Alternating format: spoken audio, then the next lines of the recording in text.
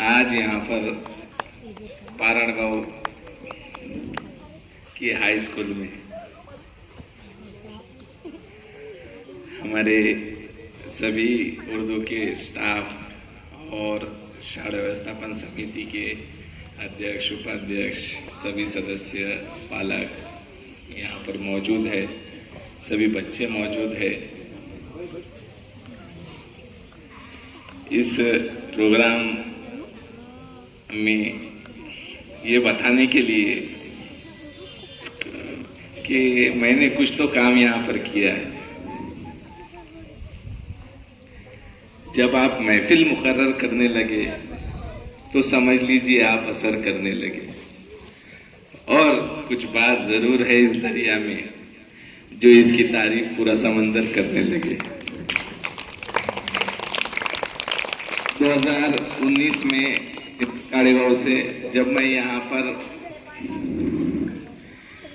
आया था तो ये गांव लेने के पहले मुझे पूरे ज़िले के सभी गांव खाली थे, लेकिन इस गांव में स्कूल के लिए ज़रूरत है, डेवलपमेंट के लिए स्कोप है, ये सोचकर मैं यहाँ पर आने का मैंने इरादा किया। ये गांव के बारे में मुझे बहुत सारे लोगों ने बताया कि ये गांव मत लो, बहुत सेंसिटिव गांव है, लोग बहुत ख़राब है, बच्चे स्कूल में आते नहीं, स्कूल की हालत ठीक नहीं। और इससे सिंधी काड़ेगांव में भी लेने से पहले मुझे लोगों ने ऐसे ही कहा था। और मेरी आदत है कि जब लोग चैलेंज करते हैं तो मैं चैलेंज को कबूल करता हूँ। मैं बोला चलो देख लेंगे। सबसे पहले मैंने फ़ोन लगाया था यहाँ आने के पहले नज़ीर भाई को, नज़ीर भाई का नंबर था मेरे पास, नज़ीर भाई को लगाया फ़ोन। उसके बाद में फिरदौस भाई को लगाया, शकील भाई, और मेरे पास जिस जिसके नंबर थे वो सबको लगाया। उनको वही बोला कि देखो मैं यहाँ पर, मेरे को आने के लिए बहुत सारे गांव है, लेकिन मैं यहाँ पर आने की मेरी ख्वाहिश है। तो उन्होंने बोले सर बिल्कुल आओ। शौकत भाई से बात हुई थी। मैं उनको वही बोला कि देखो ट्रेन से आना जाना है, 10-15 मिनट लेट होगा, उतना आपको एडजस्ट करना पड़ेगा। वो बोले सर कोई मसला नहीं। इसके बाद मैं यहाँ पर आया। आने के बाद देखा तो हालत वाकई में ख़राब थी। 35-40 बच्चे स्कूल में आते थे, रजिस्टर पे 130 बच्चे थे। फिर मैंने जब पुराने रजिस्टर उठाकर देखा 2012-13 के, तो यहाँ पे 400 बच्चे थे। फिर मैंने थोड़ी 30 की पुराने रिकॉर्ड निकाल कर कि यहाँ पर जो 400 बच्चे थे तो फिर इतने कम कैसे हो गए। तो मुझे दो हमारे टीचर्स थे, उन्होंने एक दिन में, एक टीचर ने 150 बच्चों के नाम उड़ाए थे, एक टीचर ने 140 बच्चों के नाम उड़ाए थे, और जहाँ पे 12 टीचर थे तो उसको 3 पे ला लिए थे। फिर यहाँ पर देखिए सादिक सर, तो सादिक सर का डिपुटेशन यहाँ से कोई और गांव में किया हुआ था, और वहाँ पर से उनको यहाँ पे लाना बोले तो बहुत लाखों चने चौवाने के बराबर हो गया था। क्योंकि मैंने जब देखा वो लेटर वगैरह, तो यहाँ पर बाज़ाब्ता अधिकारी आकर लिखते थे कि यहाँ पर बच्चे नहीं है तो यहाँ पे टीचर की ज़रूरत नहीं है। बीपीएल में यहाँ पर बच्चों के पूरे, बीपीएल में जो बच्चे थे उनकी संख्या नहीं भेजी जाती थी, उनको यूनिफॉर्म नहीं दिए जाते थे। पहले सिर्फ लड़कियों को यूनिफॉर्म आते थे तो उसमें से भी किसी को देते थे, किसी को नहीं देते थे। समिति नहीं थी, अध्यक्ष नहीं था। मैं बोला ये चेंज करना पड़ेगा कुछ ना कुछ इसमें। उसलिए मैंने अधिकारियों से भी झगड़ा, उनको बोला नहीं सब बच्चों को ड्रेस देना है, उसमें कुछ कम पड़ते तो मैं डालूंगा। इसके बाद में कलरिंग का भी, और इसमें मुझे गाँव वालों ने भी साथ दिया। चार्ज लेने के टाइम में भी मुझे चार्ज नहीं दिया जा रहा था, तो यहाँ पे हमारे पूरे गाँव वाले जमा हो गए थे, और उन्होंने बाज़ाब्ता फ़ोन लगा के अधिकारियों को बोले कि सर को चार्ज देना पड़ता, हमारा ये बोलना है कि सर को ही चार्ज दे और सर ही सब करेंगे। तो गाँव वालों ने मुझे फ्री हैंड दिए, और मैंने भी गाँव वालों को जब जब बुलाया बिल्कुल गाँव वाले आए, गाँव वालों ने मेरा साथ दिए। ऐसा नहीं कि कोई एक पार्टी, बल्कि सभी पार्टियों के सभी लोगों ने मेरा साथ दिए। और मेरा भी ये था कि आप लोगों की पार्टियां 4 हो 5 हो, वो आपके गांव में है, लेकिन जब आप स्कूल के गेट के अंदर आ जाएंगे तो आप सबको एक प्लेटफॉर्म पे, क्योंकि ये 5 उंगलियां अलग अलग है, ये जब मिल जाते तो मुट्ठी बन जाती। तो मैंने उनको वही बोला था कि ये मुट्ठी जब तक हमारी यहाँ पर नहीं बनेंगी, यहाँ पर हमारे स्कूल में एकता नहीं रहेगी, तब तक हमारी यहाँ पर तरक्की नहीं होगी। इसके बाद क्लासों का मसला था, वो गांव के लोगों ने, हमारे अकबर भाई ने, उन्होंने सीओ जो थे वो टाइम में मनोज जिंदाल, उनके सामने ये बात रखे थे। उसके बाद हमको पहले जो अधिकारियों से साथ नहीं मिलता था, तो हमारी किस्मत अच्छी थी कि हमारे को जो बीओ थे जोशी सर, वो मेरे दोस्त थे पुराने, उन्होंने मुझे फुल सपोर्ट किया।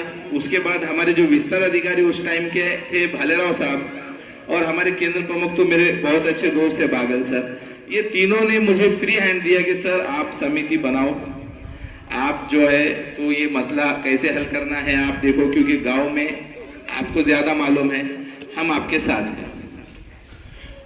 तो हमने गांव वालों को बुलाए, सभी को बुलाए, और सभी को बुला के बोले कि भाई समिति बनाना है और ये सब मसले खत्म करना है। इसके बाद हमारी समिति बिन विरोध बनी, जो कि पारड़गांव में 10 साल तक समिति नहीं रहती थी, वो वहां पर दोनों समितियां बिन विरोध, पहली भी बनी दूसरी भी बनी, इसका हमको खुशी है। इसके बाद हमारे पास एक बात ये थी कि गांव वाले स्कूल को अपना नहीं समझते थे। पहले क्या समझते थे, सरकारी स्कूल है, वो चल रहा उनका कामकाज। तो स्कूल में पेरेंट्स की और गांव के लोगों की शमूलियत नहीं थी, और मेरा ये था कि गांव वालों में जज्बा पैदा करना है, हमारी स्कूल नहीं मेरी स्कूल। जब हम बोलेंगे ये हमारा है तो ये सामूहिक हो गया, इसमें थोड़ी माया कम हो जाती। लेकिन जब ये बोलते कि ये मेरा है तो फिर वो माया भी बढ़ जाती। तो आज गांव के हर एक पेरेंट्स को, हर एक इंसान को लगता है कि ये मेरी स्कूल है। अगर गांव स्कूल में कुछ भी खराब होता है तो उसको बुरा लगता है, कुछ अच्छा होता है तो खुशी उसको होती है। तो ये जज्बा हमारे गांव के लोगों में आज पैदा हो गया, इसीलिए आप देख रहे हैं कि आपको हर चीज बैठी जगह पे फ्री में मिल रही है। गांव के जो लोग हैं, हमारे नजीर भाई है, अकबर भाई है, यहाँ पर जो है तो गफ्फार भाई है, आसिफ भाई है, फिरदौस भाई है। फिरदौस भाई का तो मैं खास करके बोलूंगा, फिरदौस भाई को तो जब भी जरूरत रही रोज हम फोन लगाए रोज हाजिर। नासिर हाफिज साहब है, उनको जब फोन लगाए जब हाजिर। सभी है, हमारे बाबा भाई है, बाबा भाई को मैंने बोला कि फिल्टर का मेरे जाने के पहले होना मेरी ऐसी एक ख्वाहिश है, तो बाबा भाई ने बिल्कुल फिल्टर के पीछे लग के जो है तो वो चीज करे। पहली समिति के अध्यक्ष भी खदीर भाई थे, अभी आसिफ भाई है, दोनों को मैंने जब जब फोन लगाया, जब जब मैं बोला ये करना पड़ता तो बिल्कुल किए। इसी के साथ में बच्चे हमारे, पहले बच्चों के अंदर जरा जज्बा कम था, स्कूल आते नहीं थे, लेकिन आज माशाल्लाह स्कूल भी आ रहे हैं, पढ़ लिख रहे हैं। जिले में आज पहले नंबर पे पाराडोगो की स्कूल है, तो ये हमारे बच्चों की वजह से है।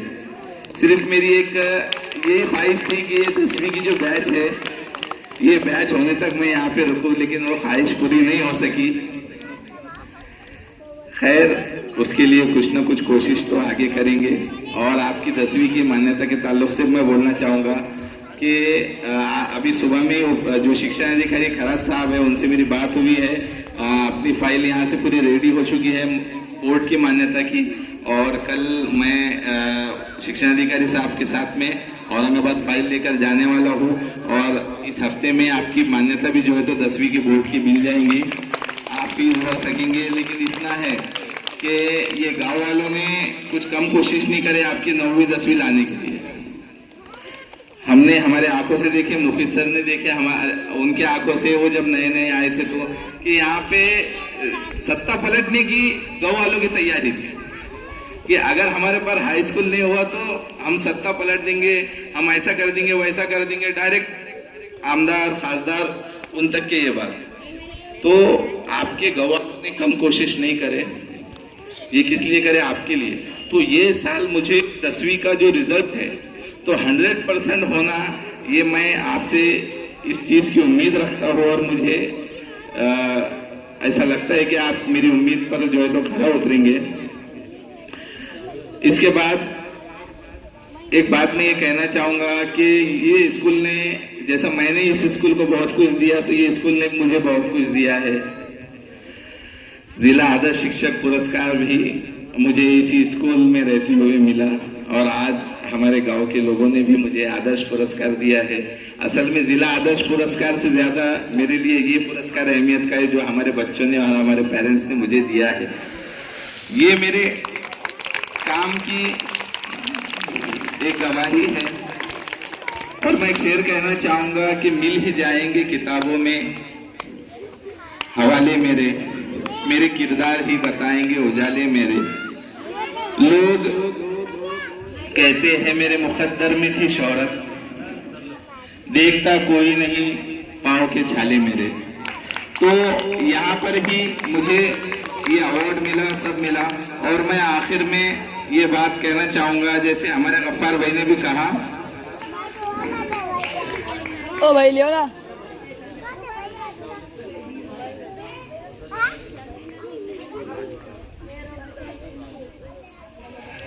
इन्होंने भी एक शेर लाए थे कि हम तो आए थे मिसले बुलबुल तेरे बसेरे चमन कर चले, लो संभालो माली बाग अपना, हम तो अपने मिस्किन चले।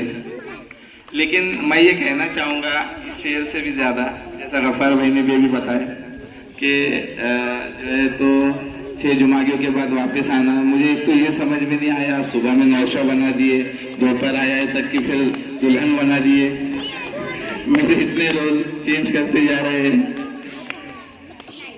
और मुझे कुछ ऐसी बातें भी मालूम पड़ी यहाँ से जाने के बाद में कि कुछ लोग जो दिखाओगे नहीं बाहर के, जो इस स्कूल से पहले से भी जो है तो इस स्कूल को कम करने में या गिराने में कोशिशें करते थे। मैं था तब तक कि उनकी हिम्मतें थोड़ी पस्त थी, लेकिन मुझे ऐसे मालूम पड़ा कि वो भी कुछ यहाँ पर हमारे टीचर्स को परेशान करने की और गांव वालों को जो तो स्कूल को परेशान करने की ऐसी कोशिश कर रहे हैं। मैं आपको एक बात बताता चलूँ कि यहाँ पर ये जो स्टाफ है मेरा, ये मेरी फैमिली है। यहाँ पर हमारे मुखिद सर, आपके पास जो मोहित सर आए हैं वो भी बहुत अच्छे से पढ़ाते हैं। आप बिल्कुल उनसे पूरा सीखिए। 9वीं 10वीं का तो कोर्स मैंने ख़त्म किया था क्योंकि वो मेरी जिम्मेदारी थी, लेकिन अभी आपको रिवीजन कराना है तो मोहित सर से आप रिवीजन लीजिए। और इसी के साथ हमारी जो बहनें हैं पीछे बैठी हुई, हमारे सुमैया बाजी है हमारी बहन, वो गुस्सा है उनको जल्दी आ जाता, लेकिन मेरी उनको एक ही राय रहेंगी कि गुस्से के बदले अगर वही बात शांति से की जाए तो उसका असर ज्यादा होगा। हमारे रुबीना बाजी हमारी बहन है, तरन्नुम बाजी, शहनाज बाजी, ये सभी ने मुझे पूरा सपोर्ट किया। और मेरे जो 2 भाई हैं, रियाज सर और इरफान सर, उम्र में मैं इनसे छोटा हूं, लेकिन इन्होंने मुझे अपना बड़ा भाई माना। मैंने जो भी काम बोला वो किया। स्कूल के लिए भी हमारे टीचर्स सभी, जेंट्स रहो लेडीज रहो, ये सब ने बहुत मेहनत से ना अपनी उम्र देखी ना सर्विस देखी, बल्कि सबने काम किया। मुखिद सर भी हेडमास्टर बन के पिछले 1 साल से आए, लेकिन उन्होंने कभी ऐसा मुझे बताया नहीं कि मैं हेडमास्टर हूं। उन्होंने बोले कि आप ही हो, आप ही सब करो। और उन्होंने मुझे फ्री हैंड दिया, इसलिए मैं ये 1 साल में भी इतने काम हमारे हो सके। मैं उनका भी शुक्रिया अदा करता हूं। इन्हीं के बाद ये जो मेरा स्टाफ है, ये मेरी फैमिली है और इनको कोई परेशान करे ये मैं सहन नहीं कर सकता। और मेरे जाने के बाद मुझे ऐसे मालूम पड़ा कि कुछ लोग हैं जो हमारी स्कूल को गिराने में, हमारे बच्चों से उनके टीचर को छीनने में कोशिश कर रहे हैं। मैंने गांव वालों से बात की, हमारे गांव वाले बहुत होशियार हो गए। उन्होंने उनका जो बंदोबस्त कर दिया है, लेकिन मैं भी उन लोगों से ये कहता चलूं, मेरा पानी उतरता देख किनारे पर घर मत बना लेना। मेरा पानी उतरता देख किनारे पर घर मत बना लेना। मैं समंदर हो फिर लौट कर आऊंगा। शुक्रिया।